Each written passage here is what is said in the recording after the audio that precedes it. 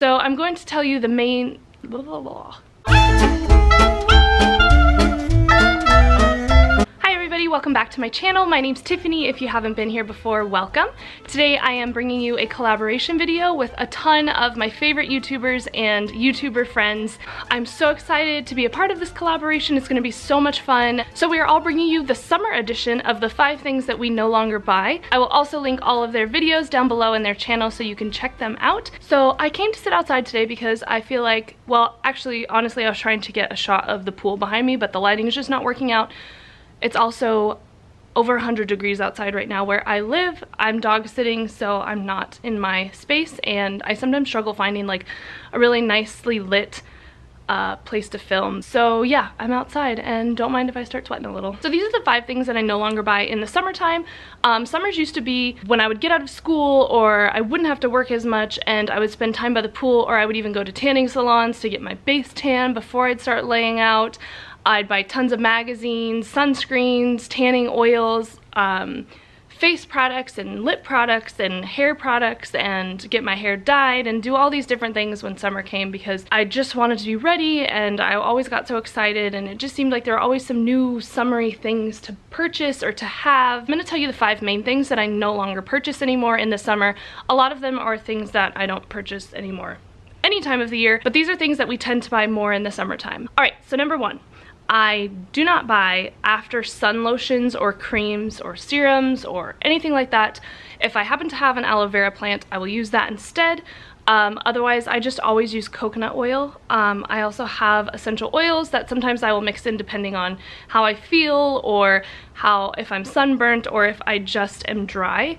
So I use that, and that is so much cheaper, and you guys know I use coconut oil for literally everything, so it only made sense for me to use it when I'm dry or just gotten out of the sun, or even on sunburns. It is so soothing. It feels amazing. I just got sunburned this weekend because I was in San Diego. I used that after my sunburn, and I just kept putting it on every day, a couple times a day, and it kept me from peeling as crazy as I normally peel, and it also soothed the burn after. You know, you just feel uncomfortable and hot, and sometimes you get the chills. Well, it totally took all of that away. It works so good. So I would definitely recommend coconut oil. You can use it for everything. You can really get rid of so many products, and I've talked about this before, but you can get rid of so many products and replace a lot of them with just coconut oil. And also, you're saving money because you're not buying, you know, body lotion and then after sun lotion and then moisturizer for your face and then an after sun moisturizer for your face and all this crazy stuff. So it's one product, works for everything, and it works so good. All right, and then the second thing that I no longer buy are swimsuits. I have one swimsuit, and I only ever have one swimsuit, and I use it until I've worn it out. I just bought the swimsuit that I have now, maybe a month or 2 ago, to get ready for the summer, because the swimsuit that I had prior to this I had for like several years, 3 or 4 years maybe, and same with the swimsuit before that I had forever. I just keep them forever, and I used to have multiple swimsuits that I would like rotate between, and I don't do that anymore. I just have the one swimsuit that I'm wearing now, and until that one wears out, even if it wears out in 2 months, you know, if I start swimming like crazy, then I'll buy another one at that time, but I don't need to have a whole bunch of swimsuits. And the second thing kind of goes along with swimsuits, but I no longer buy cover-ups.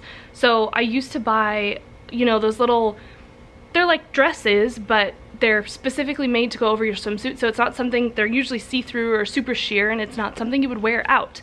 So you would have dresses that you would wear out, and then dresses that you would only wear over your swimsuit to the pool. And I had a bunch of those because they're super cute. Even now when I go into Target, I'm like, oh my gosh, that one's so cute and summery. I don't buy them anymore. I now will just use a t-shirt and shorts, or a t-shirt, or even just a dress that I already own. I'll just throw it over because it's not like they're getting wet or dirty or anything, so you don't have to worry about a dress that you already own getting messed up at the pool or the beach, because we never wore them into the water. We just wore them to get to the pool usually. So now I just wear something that I already have, or sometimes I'll just wrap my towel around me and go to the pool. When I first became a minimalist and cleared out my closet, I had like 4 or 5 different dresses that were specifically for bathing suit cover-ups, and I kept one for a very long time. I only kept one, and then I realized I never even used this, so I got rid of it.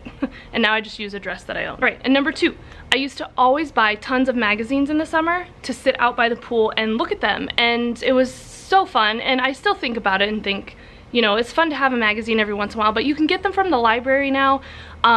So that way, when you're done with it, you can give it back to the library. If you do buy a magazine, you can always pass it on to somebody else to read.